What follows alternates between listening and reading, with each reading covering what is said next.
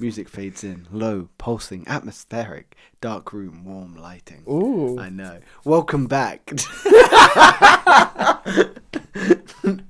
Welcome back to Beneath the Noise. Today we're doing something a little bit different. It's going to be a bit uncomfortable. We've asked an entity that doesn't breathe, doesn't sleep, doesn't fear. No, it's not Will. To look at the way we're living our lives, humans as general. We've given it access to everything. Seneca, Gabba, Mate. We've asked, what do you think humans do that makes absolutely no sense? If you haven't guessed, we've asked AI that question. The answer wasn't about our tech, our wars. It wasn't about what is necessarily big and profound. But we are going to explore these prompts and try and understand a little bit further into it. So, building lives around money they rarely enjoy. Humans, I'm speaking of AI because I think I can speak for AI. I think I've earned that title. Humans often exchange most of their waking hours for numbers on a screen, then feel guilty when resting or enjoying those numbers on the screen. They postpone life for a future that may never arise, calling it responsibility rather than risk. Building lives they rarely enjoy. For those of you that don't know, how we film these podcasts is I know mostly how I'm going to shape this conversation. Will comes in blind. I always give him the first sort of teaser into the discussion. On this one, when I gave him the teaser, he went, "Are we just outright attacking me today?" It does feel like you've sort of prompted it and be like, oh, by the way, take 5 jabs at Will. The first question he told me to give to William, it didn't, but if you were stripped of your job title, your bank balance, your to-do list right now, what evidence would be left to prove who you actually are? I can just see the existential crisis happening now. So let's strip it back. Humans build lives around money they rarely enjoy. Yeah. But that's because people don't work, in most cases, don't work for like lavish success. They work for paying their bills. They work for sending their kids to the right school. They work for having a car, keeping the car on the road. Like, that to me sounds boring. So they gift their money towards repetition of the same life. Yeah. Which is, that's fine, I suppose, for most people. Then you've got the different category. You've got the elites. And these, I don't know if this is specifically targeting out the elites, but these are the people that work like nobody else on the planet. Because whenever you've got a sport, there's always going to be the Michael Jordan of the sport, right? You've got the Elon Musks, you've got the Richard Bransons, you've got the Stephen Bartletts, you've got the Alex Hormozis of the world. These are people that work really hard. And it's just numbers on a screen. But their purpose isn't for numbers on a screen, I would argue. I would argue their purpose is they enjoy that process of unlocking the challenges and trying to grow. And it's that is fulfilling and enjoyable. For them as a whole, you think the challenges are the way forward, so the obstacle is the way. It's a very stoic approach. Do you think that's how these people, the elites, are approaching it? Yeah, we always see the challenges as, the joy. All of us. Me, Alex Hormozy. You're putting yourself in that category. I'm in that category. You think you've earned the right. I mean... Hell no. To be fair, I said I can speak for AI and you think you can be in that? I don't know which one's more absurd. Probably you. It's always me. Yeah. If I'm not, then I'm doing something wrong. Because I'm rage baiting. And it makes a difference from masturbating, doesn't it? We like to debate things en masse here at Beneath the Noise.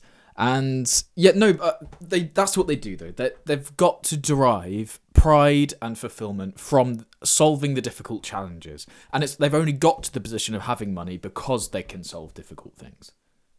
Okay, so these people could maybe use money as an opportunity to explore and live experiences. Yes. But you're saying when it comes to, say, average humanity, they build lives around money, but they rarely enjoy the money because the money has to be spent to just exist within the life they've created. Yeah. Or they're so worried to spend, like, I've got to save for retirement, then get hit by a bus. Yeah, it's the deferred life mindset, isn't it? Yeah. Where people think life isn't happening right now. I need to wait for life to start. I need that for later. Yeah, I mean, how many people do we know that are saving for holidays for like 10, 20 years? and they still haven't gone on the holiday. Yeah. Might even be that they have the money, but it's once you've got the money, it's like, do I really want to go on that I don't know holiday? if I want to spend it. Yeah, it's a discussion I had when I was thinking if I wanted to go traveling, and I've built all up this wealth and it could be spent on many different things. I could buy a house, whatever the fuck I wanted. But it's like, do I want to spend this money on traveling? But it's experiences. This is what my personal view on life is. We are here for experiences. That money is better spent on average towards experiences. I was having to discuss. Go on then. I've got a question just quick before we move forwards. 7. Close. That's I always say that. Yeah, I know. You do. If you were to buy a house, could you rent it out and just travel based off the money that you generate from renting it out? Yes, likely, but the issue was I wasn't earning enough to be able to get it on buy to let, and the deposit amount would be higher because you need more. Yeah, fair enough. I just thought it was worth asking. Yeah, no, that's what my landlady did. If you want to buy me a house, I can do that.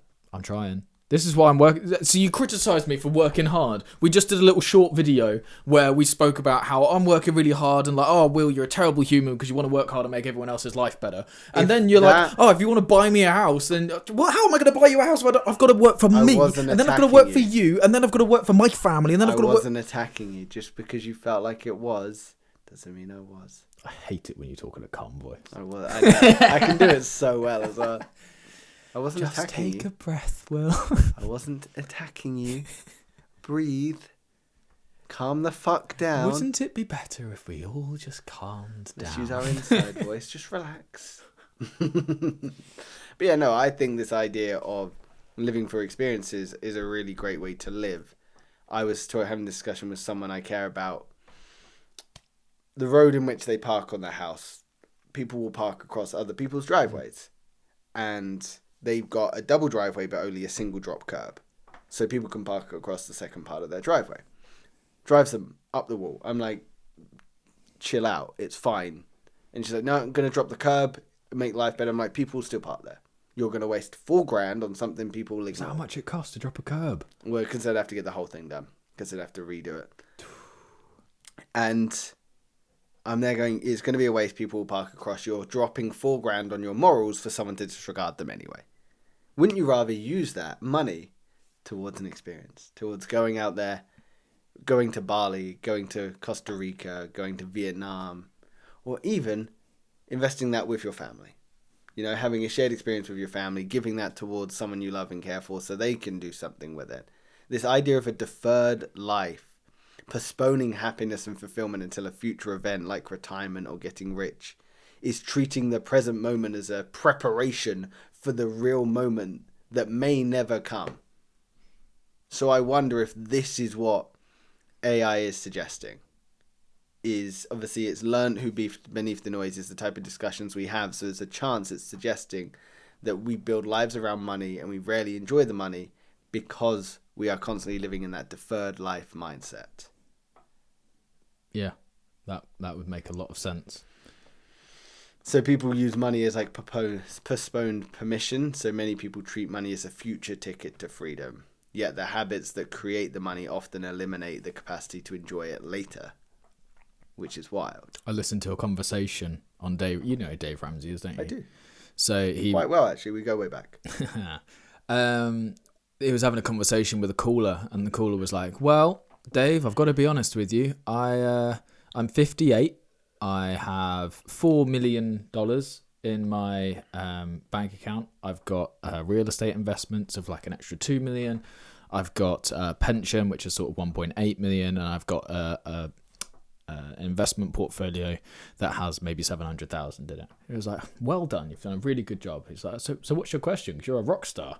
And he goes back and says, "Well, I've spent all my life saving up and you know, saving the pennies, looking after the pennies, making sure I invest it and not being too lavish, making sure I look after myself and I'll always be all right. And now, I've got to this age and I'm retired and I'm actually having a bit of a problem spending the money. Like, I don't know how to spend money." And he said, "Well, yeah, because you've trained yourself for 58 years not to spend money." Do you want to know what the solution was? He said, "What's the most you would spend on like the most outrageously luxurious vacation?" He was like, "Wow, at most, I would spend $8,000. He said, cool. I'm giving you permission to go on holiday and spend 80 grand. 80? Yeah. Times it by 10. Wow. Did he do it? Do you know? No, there's no follow-up, unfortunately. That'd be really interesting to see if he followed up. It If would. you're listening, let us know. Yeah. It might be dull. It might be 16 grand, but I think 80 in his scenario would work fine because I might have bodged all the numbers. But that's very specific advice for a very specific subsection of the population who have got themselves to that position. But I think everyone can take that on board if you've saved and there's a holiday you've always had in mind to go on. Like for a lot of people in the UK, it's to go to Disneyland, Florida. Loads of it. How many people have you heard? And you're like, oh, I'd love to go to Disneyland, Florida. It's just so expensive. So many people save up for it. And I reckon 90% of the people that get to the threshold and where they could feasibly buy it go, next year. I'll do it next year. And it's because you know what that money can get you. It's like after you've spent years saving for that one thing, you're just going to blow it on a week or 2 week holiday. What do you think the cost is, though, for someone that does abandon that sort of dream? You know, they've worked so hard for that money and then don't put it towards what they thought they were saving it for because they're like, well, now I don't want to spend it. I think this is where we will have a bit of another fight. Because we have never once fought. I've just told you why you're wrong. Yeah. And then you argue and throw your toys out of the pram, and I just sit here and interact with this camera here. Yeah. So long as it keeps in battery. So here's what I think it is. People have these dreams of going and doing these, what sounds incredibly luxurious. Like, oh my goodness, I'm going to get to go on a plane. It's a long haul flight. I've never been on a long haul flight. I get to go to Florida where the weather's so nice. There's lovely beaches there. I'll get to see some pythons and some crocodilia.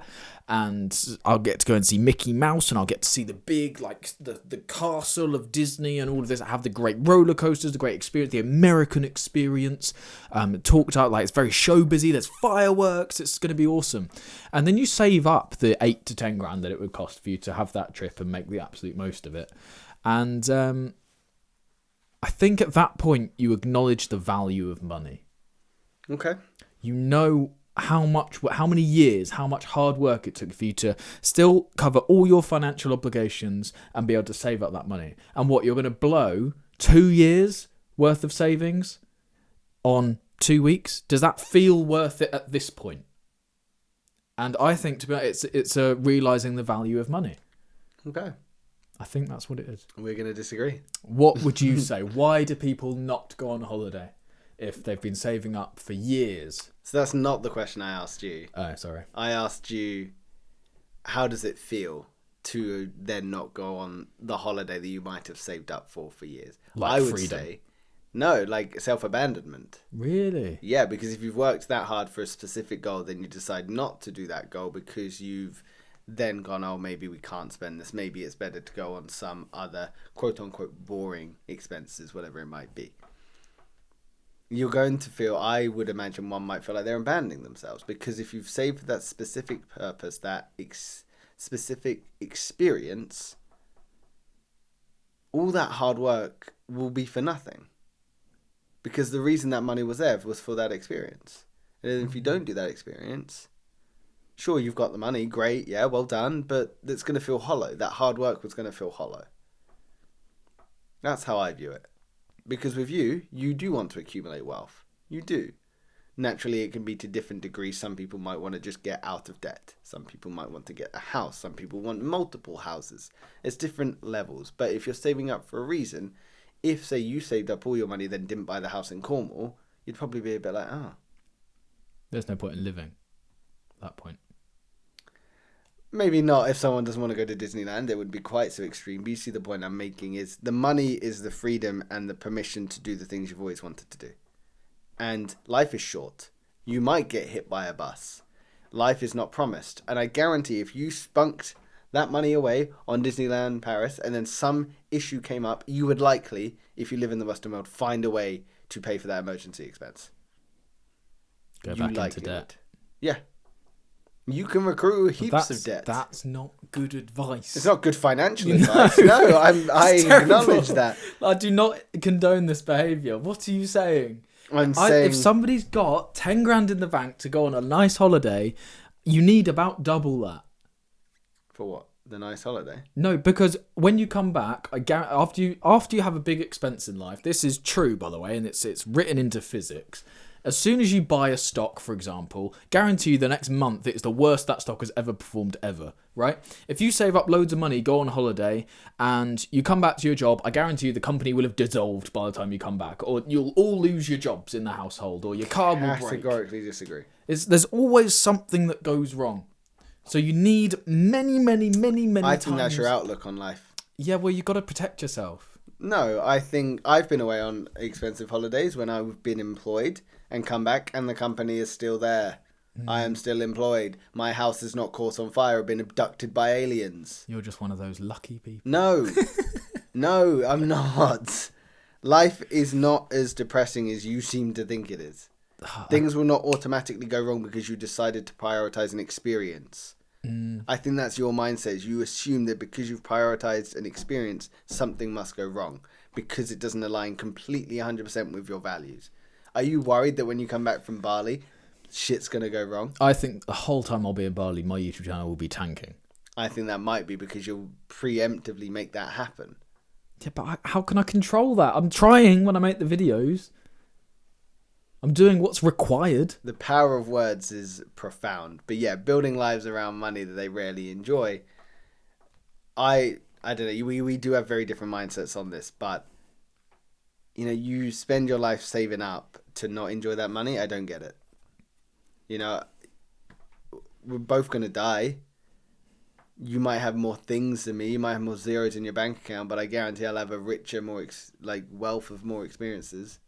And that's not to say you're living wrong or I'm living right. No, that's categorically not the point. But money is a tool that can be used to gain more experiences, if that's how you would choose to use it. Because again, this isn't one size fits all that everyone must now start spunking away their money to go to Disneyland, Florida.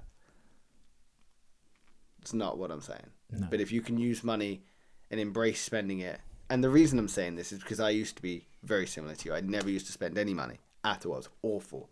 Hated it. It was my last relationship that helped me get out of that mindset and start to embrace it. And one thing I've realized is there will always be more money. There'll always be enough money. So when I go out for dinners with people, I'll buy their meal. When we go out for coffees, I'll buy their coffee. I won't think twice. I spend without worry on the things I love. And the things I don't love, I'll be a bit more cautious with. That's been a recent adoption of mindset when it comes to money for me. Things I love and I see the value in, I'll spend without too much of a worry. And then when it comes to things I'm like, oh, I'm not sure. What's the point? Do you struggle with control? No. At all? No. So one of the things that I am fearful of when I go away. I legitimately thought you'd be like, but you came in today saying how much money you spent on food. It's like, yes, well, I did. Sorry, you were saying you're fearful. So I've adopted the mindset similarly, but I restrict it to when I'm on holiday. Okay, love that. I will now maximize the experience when I'm on holiday. Awesome. So there's almost no budget. Love that. Okay, to a point. Like if I'm not going to go buying a yacht just because I'm on holiday, but I've always wanted to buy a house. Yeah, that's what I do it now. Buy a house. Yeah. But if there's an experience and the experience would be cool, the price tag on that experience doesn't matter. Like if it would be snorkeling and looking at tropical fish that I can't do in the UK. I'm in Bali. Like I want to go and do that. Whatever that costs, I will pay because I want to go and do it. And I won't feel guilty about that purchase. Love that, man. Now, obviously, it's a bit scary because when I come back, I don't know where I'm going to be, what my financial position will really be.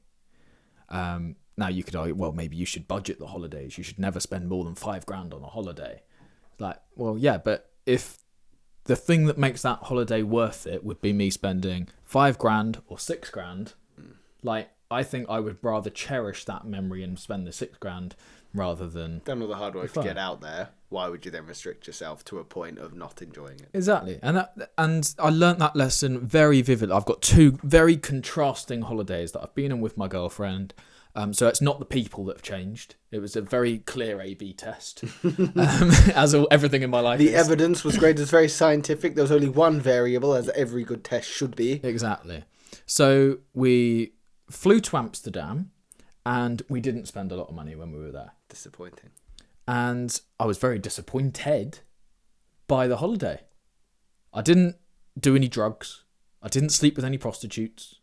That's all you do in Amsterdam. But like, did you wear clogs? Did you look at daffodils? Did you look at some windmills? Nope. And Frank's house? Nope. What did you do? Well, this is the thing. We didn't enjoy it, right? I wish I'd spent some more money while I was there. Because I would... No, not necessarily on drugs. I would have enjoyed the experience more if we'd done more things that were experience-led, right? Not necessarily buying things like clogs, because I don't think that would enrich my life. But we did do one thing that was there, and it's the highlight of the trip, which showed me that it was experiences that we should have spent more money on. Mm-hmm. And as we went on a river tour, where we had wine and cheese, free, unlimited, and I was sloshed within the first 15 minutes because I'm a lightweight anyway. The cheese was the best tasting cheese I've ever had in my life. Yeah, so I was Dutch just cheese is banging. Cheese and drinking wine, going on this boat, talking to like loads of the other tourists, like making jokes that I shouldn't have been making, and it was just a really good time. But that was one like hour-long bit of the 4 or 5 days we were in Amsterdam. Like, that was not... I didn't maximise that experience. But recently went to Prague for a week. Prague. We didn't really set a budget for that. It wasn't deliberate. Soph was in charge of the budget for that holiday and ignored it. But we ended up spending loads on experiences, and we were doing something all the time, and it was a really enriching experience as a whole. We did lots of things. We did ice skating, went to an ice bar, we went around the market stalls, we bought whatever we wanted to do, went around all the shops, we did all these different experiences. I can't remember the long list of things that we did. But that felt like a much more worthwhile trip. And fundamentally, they could have costed the same. But Prague cost a lot more, and it was better. Therefore, the experiences made it what it was. Okay, so can we meet in the middle? I'm not making you come all the way to my side, and I'm not going all the way to your side. But can we meet in the middle that's saying building a life around money that you rarely enjoy is a shame, and it's good in moderation, under supervision, to sometimes use that money you've worked so hard for to create more experiences? Absolutely not. When you when you save up money, you're saving it not for you, but for the future generations. So it's, are you wanting to be selfish or selfless? Selfish. And that's the question. Do you want to be selfish with your life, or do you want to be selfless? I always lean on the yeah, but it's not one or the other. You are an all or nothing person. It's not one or the other. I'm not creating a completely selfish life. No. The same way I'm not completing a completely selfless life. If I am ever lucky enough to have children, have a partner, one, I'd like to think I'll be a fucking good partner and husband and father, because I've had such rich experiences. I've experienced so much of life that I've used my money towards making myself a better human, that when my children, my partner come to me with these issues, I can relate because I've got a wealth of knowledge and experience. No, I think we can sort of meet in the middle. Like, there is, the healthiest option is always in the middle, isn't it? It's never the far right, it's never the far left. It's always like the people in the middle that probably have it best, because they can have a little bit of this, a little bit of that, and everything's fine. You know? Be like Switzerland. Sure, I don't know. They're neutral. Are they? Get it? No? Okay, don't worry. No. Thank you for meeting me in the middle. I'm very impressed. We got there. It's only taken 72 episodes. We've managed to get you one step closer. I'm going to try this every episode until the day he flies out to Bali. And then I'll be like, Will, there's a yacht there. Buy the house. No. How much are houses in Bali? My brother ironically looked. So obviously he's just bought a house himself. I won't say how much it was. But he looked and saw a 2-bedroom, 2-bath in a residential area of Bali, like a nice villa, newly renovated, new furniture, everything, in 182,000. That's not bad. It's absurd. That's not bad at all. I can't own a place in Bali before I own a place in the UK. And you can, and you will, because then you could rent it out in Bali. Be in use most of the year. Yeah, but I can't manage its cleanliness. Hire people. Yeah, obviously, but I can't manage that it would definitely have been done because I'm not there. You wouldn't need to be. There'll be companies out there that would frequently do it because, again, it's partly there'd be an agency or something to that extent. But if we're building these lives that are around wealth we don't enjoy, why do we feel the need to punish ourselves with work to justify the existence of that wealth? So, the reason I asked that, or have prompted that, is because the next one is we treat exhaustion as a moral virtue. And yes, again, we've gone for you, apparently. Treating exhaustion as a moral virtue. So being tired has become a badge of honour. Burnout has been reframed as ambition.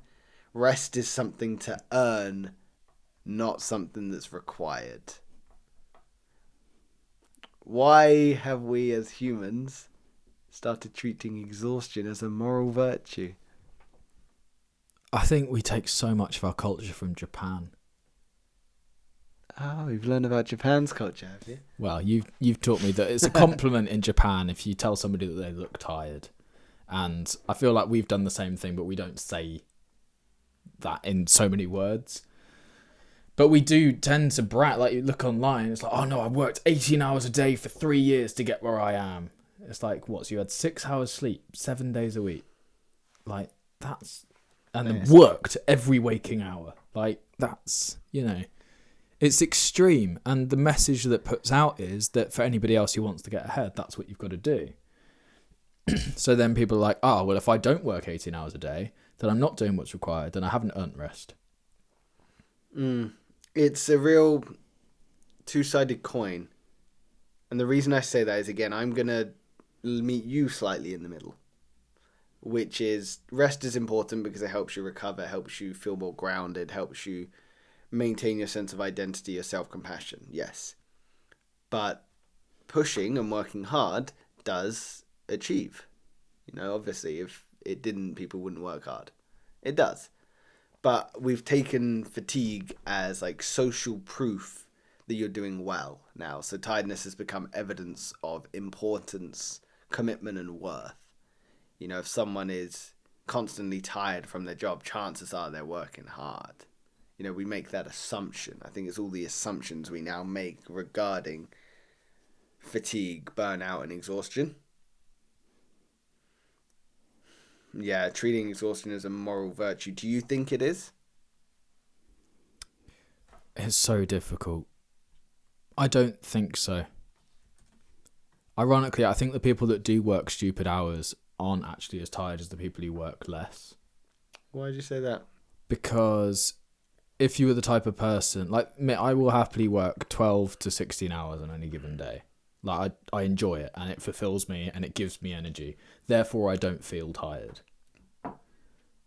The person who works 8 hours a day at a job that they hate comes back home. They're going to want to enrich their life outside of those 8 hours to the point where they might not get to bed until 1 a.m. and then wake up at 6 and go to work. They're only having 5 hours sleep. They're going to be tired. They're not going to be motivated throughout the day. So they're spending their hours outside of work getting as far away from work as possible. Yeah, and just chase it. And maybe those people are more likely to drink because it takes them out of their head. And then they're waking up, they're slightly hungover. And they're getting up early and they're going to work and they feel groggy and they're not inspired by the work they're doing. Like, I've sort of lived a version of this life, which is when I was an accountant, I wasn't motivated by the work I was doing. I couldn't see the purpose of it.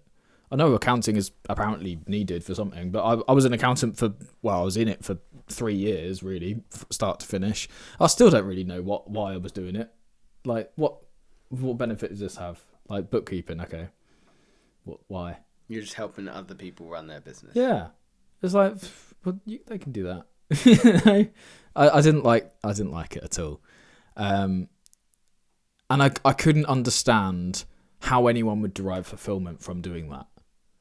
Like, you're doing the work that other people don't want to do, so you are providing a service, and I can sort of understand that, but it's not. There's a reason somebody else is paying you to do it, and it's because it's something that they're not wanting to do.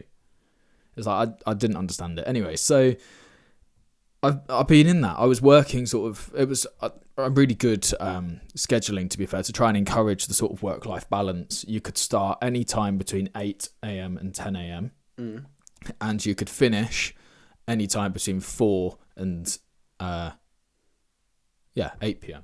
You could work that. But Where was that, sorry? That was at my accountancy firm. Nice. But if you started at 10, the expectation would be you'd work through until 6, I think, maybe. I think you basically had to do a certain work block in the middle of the day. But if you started at 8 and finished at 4, that was fine. If you started at 10 and finished at 6, that was fine. Yeah, I know there's definitely companies now. My friend works for one out in Australia where it's like, as long as you prove that you've logged X amount of hours a day, I don't know what the number is, but X amount of hours a day, we don't care how you do it. You know, he logs on at 7 a.m. because he wakes up at 4 a.m. to go to the gym. He loves it. And then he logs on, does a few hours work, goes out when it's like peak heat, get some heat, come back, do some more work, and then go out in the evening.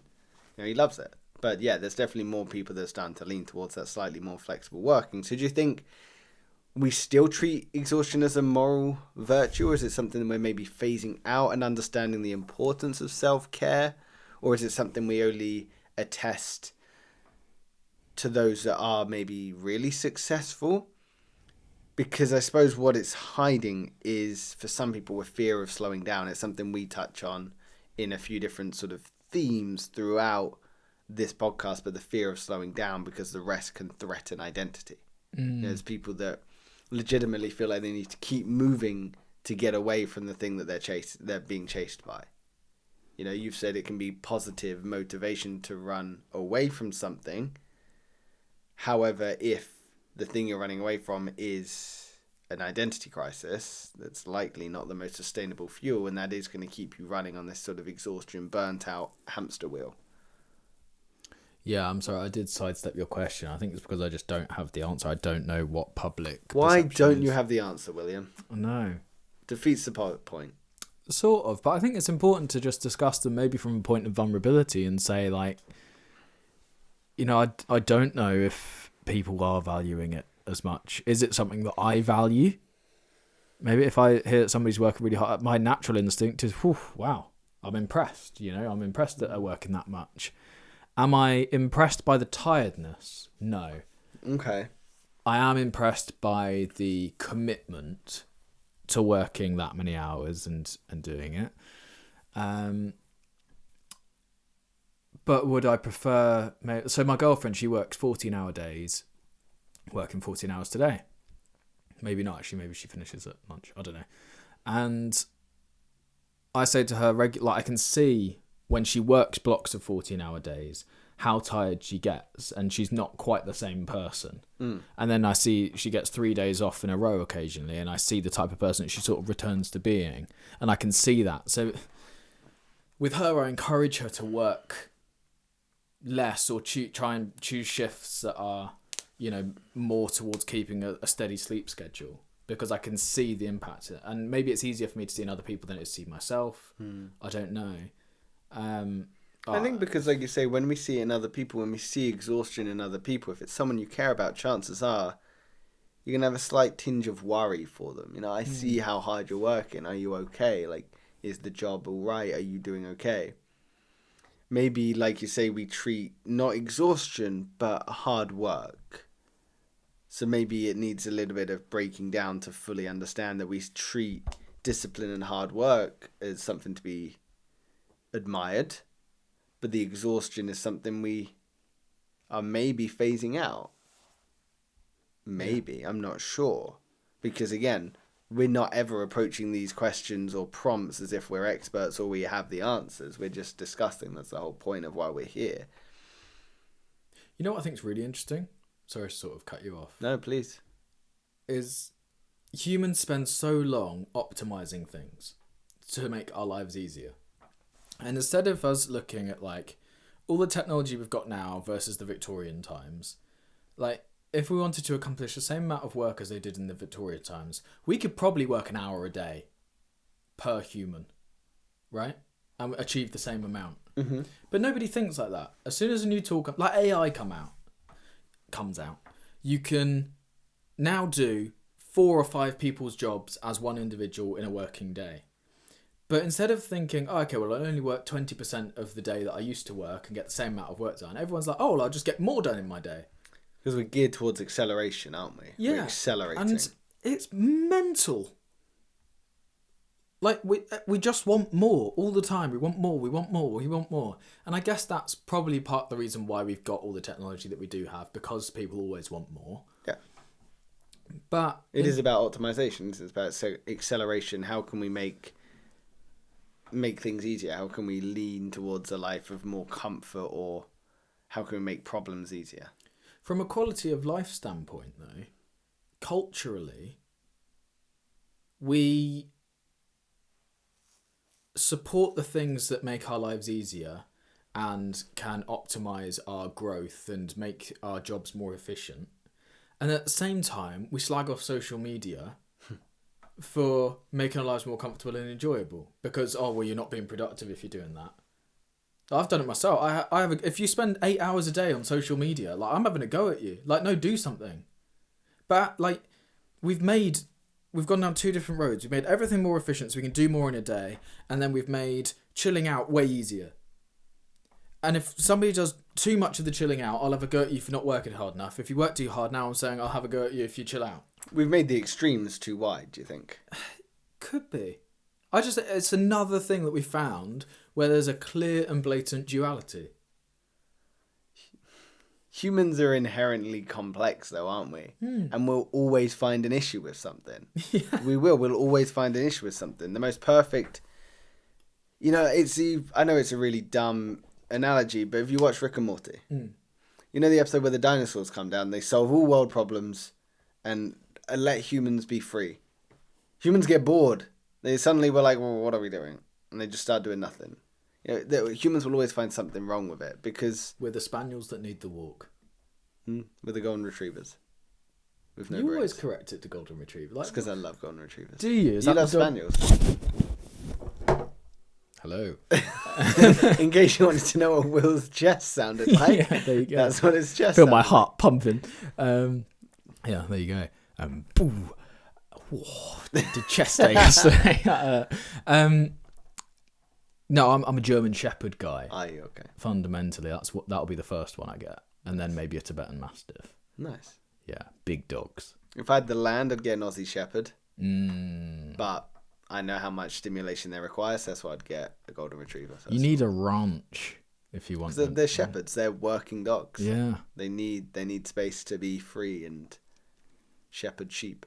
I do wonder if instead of because I'm not a massive car guy, I'll probably get a nice car at some point in my life when I have a midlife crisis or something, and that's fine, you know. Or quarter life crisis. You're gonna get there soon. I'm probably already over a quarter of the way. Yeah, most people say it's around 25 though, don't they? I'll do it at 71. You're obsessed with that. I'm convinced. Okay. Which means it will happen. Well, you've probably already had your quarter life crisis. Yeah. What did I buy? I don't know. I bought a computer. That's the most expensive thing I've ever bought. When you were 17, 18, did you make any big irrational decisions? Bought a car and moved to a different town. Yeah, that was your quarter life crisis. Yeah, there you go. If you live to 71, we'll find out. Yeah. I'll make a video. I'll set a video to go up on my 71st birthday on this channel, shall I? Hello. If you're still alive. You were wrong. Yeah. Hello. If you're dead, that sucks. LOL. Boo-hoo. Anyway, what's happening in 2071? Probably a lot. Probably more efficiently as well. Maybe nobody's working. Maybe. AI businesses will be a mainstream thing in 5 years. There will be more billionaires, more solo billionaires, I reckon, than people who have built companies that have got to a $1 billion valuation. Because it's so easy. We'll see. We'll check back in. But if you view our own value through the lens of doing rather than being, are we accidentally teaching our children to do the same before they even know who they are? So something AI considers to be absurd is asking children who they want to be before asking who they are. So humans are trained early to prioritize productivity over identity. The question, who do you want to be, often becomes comes before what do you enjoy, what makes you feel alive. Now, I can definitely remember when I was younger being asked, so what do you want to be when you're older? Porn star. No. No, that's not what you said? No, it's definitely not what I said. Okay. Weirdo. just chuck an option out there. It was the incorrect option. Yeah, we often ask children, who do you want to be? What do you want to be when you grow up? Rather than what do you enjoy? Who are you? What makes you feel alive? Who do you like spending time with? So, why do we feel the need to try and ask these sort of bigger questions rather than just getting to know the child or encouraging them to ask questions that are more introspective to get to know themselves? Why do we discourage, or not necessarily discourage, why are we more consciously leaning towards professional development rather than like emotional development? I think it's what we've been rewarded for. I think if you look at society as a whole, most people's only option is to get a job. Like if you look at our parents, they work for somebody. And you look at their parents, they worked for somebody. And it's like, the further back you go, the more obvious and clear your options were. Like if you're in a village, you've got policeman, fireman, doctor, you've got maybe a gardener, you've got a postman. They're pretty much your options. Butcher, baker. So you needed to be something of service. So what do you want to be? What is your role going to be? How are you going to help provide? Whereas now, one, many jobs that children could perceive right now might not exist in the future. It's wild. Two, there is so many opportunities that asking someone what they want to be is such an expansive question. It's not just something that's quite linear.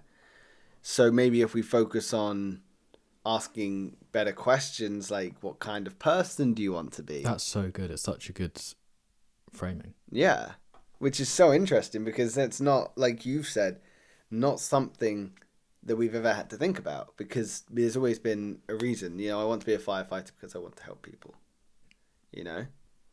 I want to be able to... save the cats at the tree. Yeah. I want to be a doctor because I see the benefits that they had or have still. But now if we focus on identity before, it helps allow them develop their own sense of self-worth. It helps them explore ideas and possibilities. It doesn't narrow them down. It could help them ask what sort of problems do they want to solve. Because if we're asking a child, what problems do you want to solve? They might be going, you know what, I see a lot of suffering from people. I don't know what child is seeing suffering, but it's my analogy. Stick with it. And then maybe like, I want to be a doctor. I want to be a nurse. I want to be a traveling nurse. I want to be someone that goes around to different war zones and help support people because that's aligned with their values. Yeah. Rather than being like, I want to be a postman. Asking, because what you're doing is you'll probably guide the child in a better way by asking them what they enjoy fundamentally. Like, who are you? Don't like, okay, your name is this. Okay, what else? What do you like doing? Oh, I play tennis and I like hanging out with my friends and I don't like doing like homework very much. I think doing homework could be a through line to administration. So if you don't like doing homework, you're not gonna like admin jobs. I didn't like doing homework and I hate admin jobs. I always did my homework. That's a key point. I was always good at getting things done by a deadline, but I didn't enjoy I'm going to sit down and write like this essay. I did the minimal amount of effort to allow me to go back outside and play. It says a lot about me. Yeah. But like asking kids what they enjoy is, I'm into sport. Okay, well maybe do something to do with sport, what options are there? And one of the other things, when I got to secondary school, there was a big, I think we probably had a class each week on like sort of professional development and how you're going to go on into the world and get a job and do all this stuff. And they said, well, half the jobs that you guys are going to be doing don't exist right now. They said that to you? Yeah. It was the best thing I ever learnt from school. Wow. It's like, you might have your sights set on something right now that either one might not exist in the future, or the thing that your true calling actually isn't a job yet, but very likely will be in 5 years. Or 10 years or 20 years. The other big shift I think we're seeing across the board is shifting careers throughout your life. But going back to that example where you had like policeman or fireman or butcher or whatever, you'd probably do that job until you died. Now it's like you do a job for 20 years and then you retrain and you do something else. Then you retrain and you do something else. So, I'm going to try being self-employed. And that, I think, is a really interesting thing because it's people acknowledging that what they did originally no longer works for them. And they feel like they've got the freedom to where they can choose and do something else. Yeah. Because in the grand, like, also life limits, like, people used to die at 40, now they die at 80 or 100.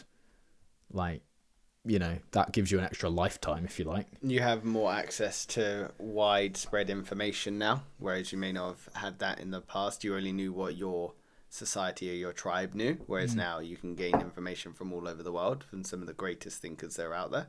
Yeah. Which is awesome. So it does allow for this overwhelming sense of options. So understanding who you are and what your identity is and who you want to help. Those are good questions to ask. What motivates you?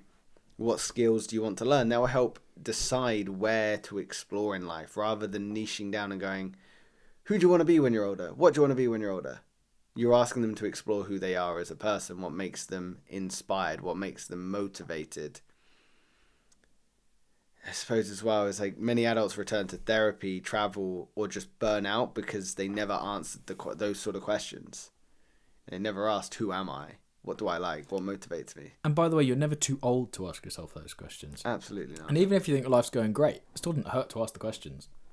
Like, 'cause you might think that it just reaffirms what you're currently doing. That's fine. But if it's something completely different, it gives you something fun to think about. I got a new family friend that was I can't remember what role they were doing. I think they was just something like administration-based receptionist, and they hated it. And then 40, they retrained and they became a forensic scientist. And now they work out in the field being as a forensic scientist. It's awesome. Absolutely incredible. And they just completely retrained because they understood that they had that ability to. They could go back to university and retrain and go out. And they picked up an entirely new life because they felt aligned with who they were.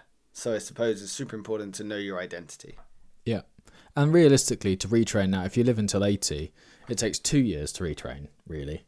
2 to 3 years. Like, that's what, 2.5% of your life? Yeah, it's nothing in the grand scheme of things. No. And I think people have that perspective. Whereas before, if it took 2 to 3 years, that's like 1% of your entire life. No, more. 10% of your entire life is spent if you died at 40. Like, crazy. 5%. 5%. 4 years. You said 2. Oh, 2 to 3 years, yeah. Okay. 7.5. Thank you. Meet you in the middle. Yeah. There we go. We're It seems doing to a be lot the there theme today. of the episode. We're doing well. Stuck in the middle with you. So, how many adults do you think have identity crisis because they never asked these questions at childhood? 80%. Yeah, probably huge, right? Did you ever ask those questions at childhood? It's all I asked. Really? It's all, yeah. I knew that I wasn't going to fit in. I knew there wasn't a job for me. I knew it. Like, my whole life was just in denial. I was like, no, I'll find the job. Like, is it a state agency? No. Is it a flips coach? No. Is it a tennis coach? No. Is it a dancer? No. I was trying all these different things. You can see from my life, like, I tried everything just to try and find what it was. And the one thing that I'd always decided on, even when I was like 4 years old, me and my friends, we decided to set up a thing called Boys Gang.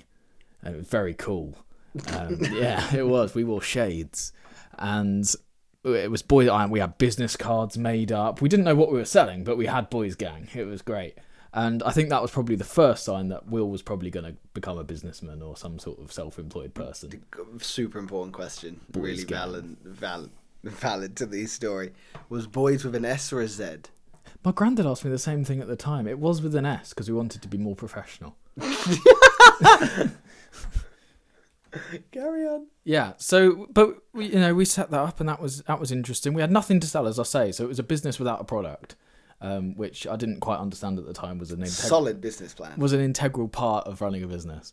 But yeah, then I've told you about Orc, haven't I? No. Yes, orange and Coke, orange squash you mix with Coke, creates a product called Orc, and we tried to sell that to members in the family over one Christmas, and everyone spat it out. You tried to sell it to your family. Yeah, they bought the orange and the Coke, and then I said, "Oh, well, here you go, £3.50 for this glass of thing." They were like, Shit. "Can I try a sample?" It's like, "Yes, I think I encourage a sample. It's really nice." And they took a sip. I'm like, "Will, this is disgusting." I'm like, "Yeah, but I don't like a lot of drinks, and they still sell."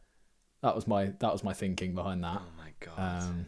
I was maybe 10 that time. But you try these different things. So you think you're not going to have an identity crisis because you were encouraged and you did take opportunities to try things. Ask who is Will. What does he like? Yeah, and if you don't know, don't be afraid to just try stuff and back out of it. Like, it's okay. Nice. What's the worst that can happen?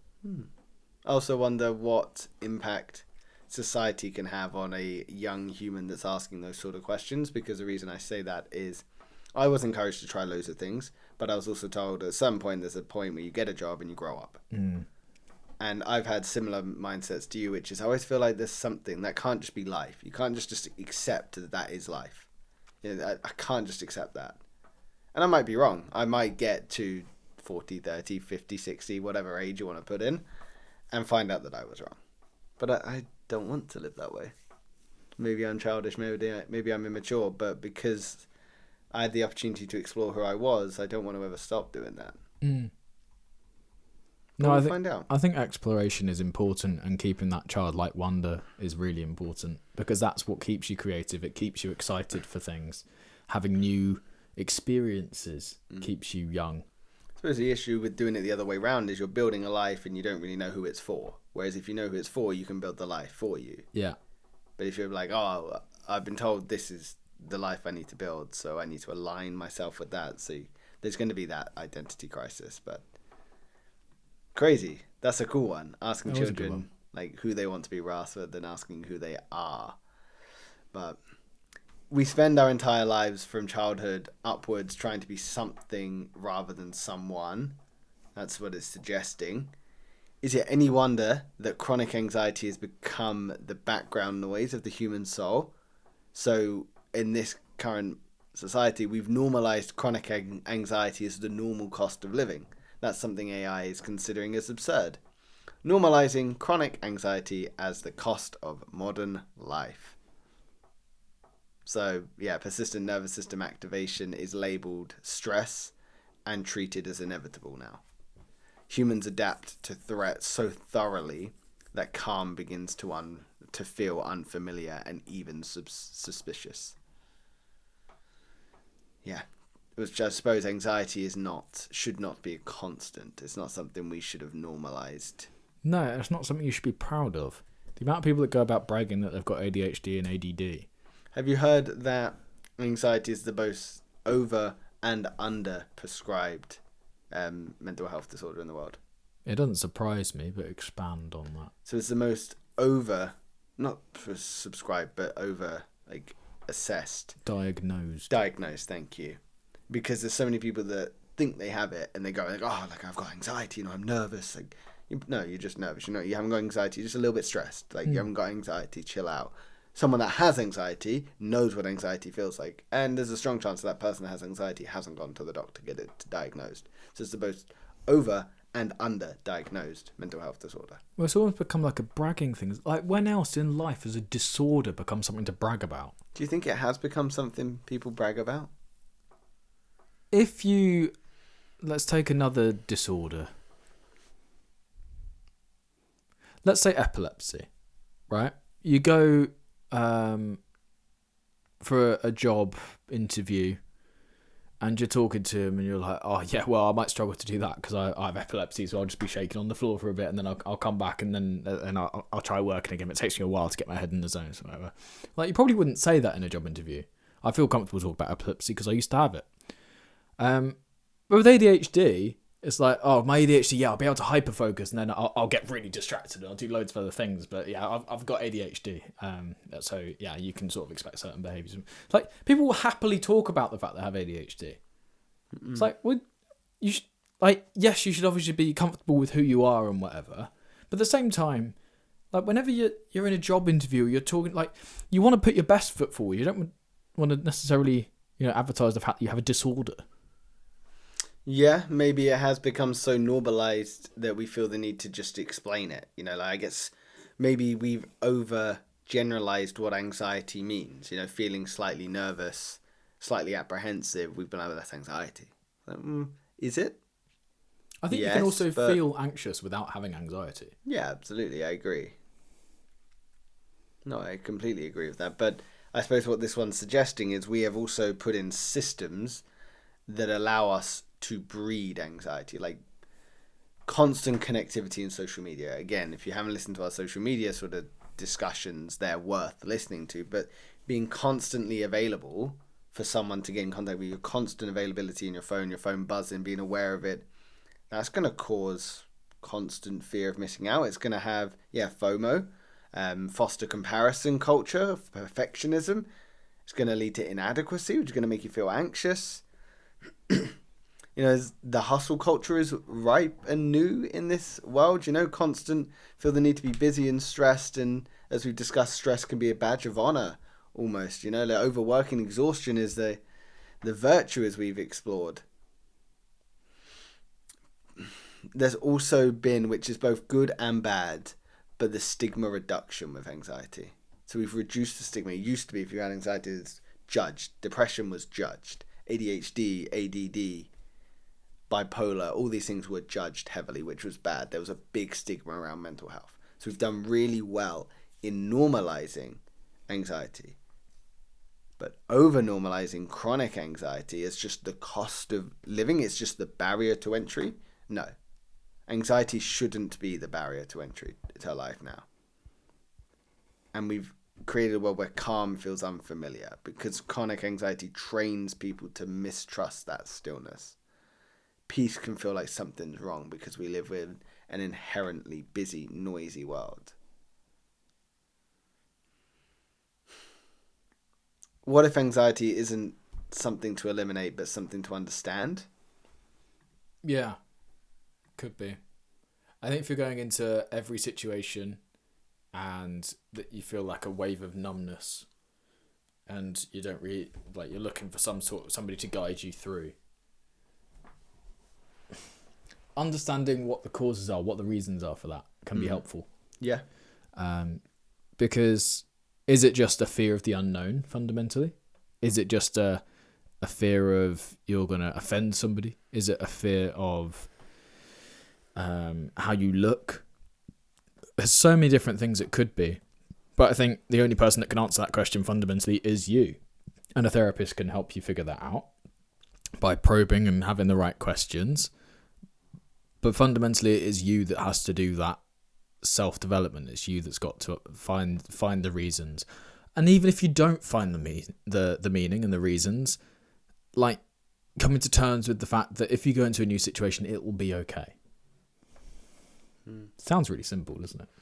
Yeah, it does sound really simple, but feelings, emotions, anxiety, mental disorders are difficult. They're very nuanced. They catch you off guard. They do, well. Yeah. And treating anxiety as like the barrier to entry with life, or just something that comes with life, is a shame. We have bred a society in a world where now anxiety is so normal that we don't even glance at it, which is a shame. We've created a legitimate problem and now it's normal.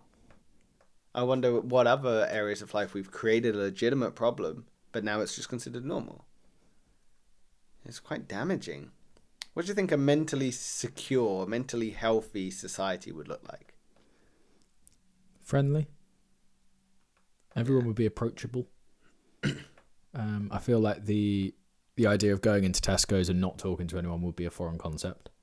People would be more socially confident. People would be more helpful. Yeah. Slightly idealistic, though. Very left-leaning world, that, mate. Yeah. No, I'm joking. I don't care if it is. So, I got another little jump off the back of that.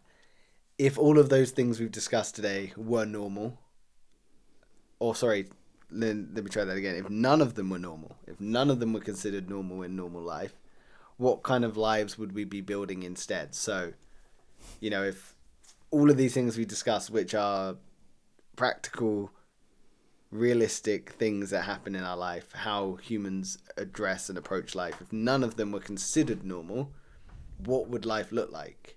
What sort of lives would we be building instead?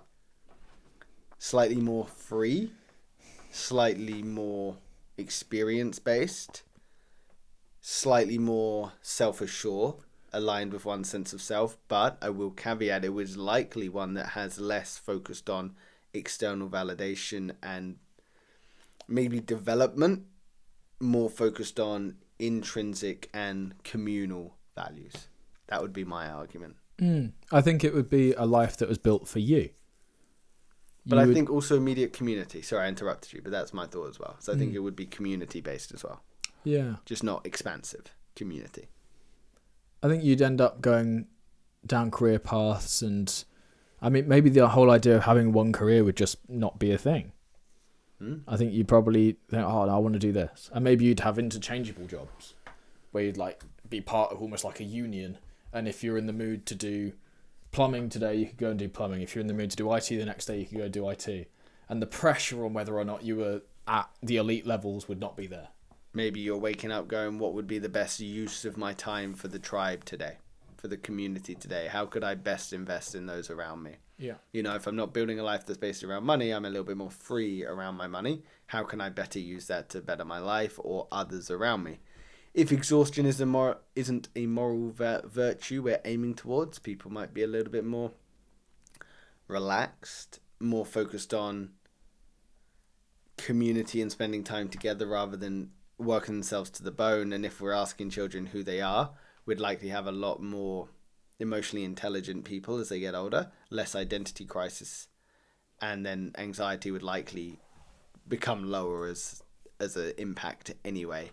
But again, I do think that would likely come at the expense of big developments, world developments and expansion, which I don't know if I hate. Yeah, I mean, well, for every year before 1950, it was like people were fine. You know? Yeah. I mean, yes, there was more war. Yes, there was more disease. Yes, there was more everything. But everyone survived until they didn't, and they passed on their genes. But we have evidence. We're here. Wouldn't be here unless like you can follow your family tree back all the way to the very beginning of humanity. Like that's just crazy to me. Pretty cool. Yeah. I'd love to do that ancestry. I think my It doesn't go back far did enough. it. No, I know, but I think my auntie did it. And I think we found out we actually have excuse me, very little amount of sort of ancestry in terms of outside of the UK. Really? Yeah, I think we're very like UK the whole way through. That's crazy. Which is... I think if you go back far enough, everyone's from Africa, aren't they? Apparently, yeah. Because was it Pangaea? Yep. Was that the starting point? Like, you can trace your history back to there. But you wouldn't be able to know everyone's names. No. Dave 1, Dave 2. That would be interesting. How many people were called Connor in your family history? Yeah, that would be cool. Too many. I've got loads of Jameses in my family. Do you? Yeah. Soon to be Johns. Yeah, I'm going to try and bring John in. Because John is just a good name. It's dying out as well. I think What a shame. If we don't start calling people John, like Ian is another one that's dying out. What a shame. Michael? Many people called Michael? Yeah, I think so. Are they? Mikes. Yeah, Mike, I suppose. But yeah, there's not a lot of Johns knocking about these days. I haven't met a John. I have met a few Johns that are my age. What a shame. But I've never coached a kid at tennis who was called John. And that's what you're using as the sort of law of averages. Yeah. Okay. It's a few hundred people. It's a pretty good sample size.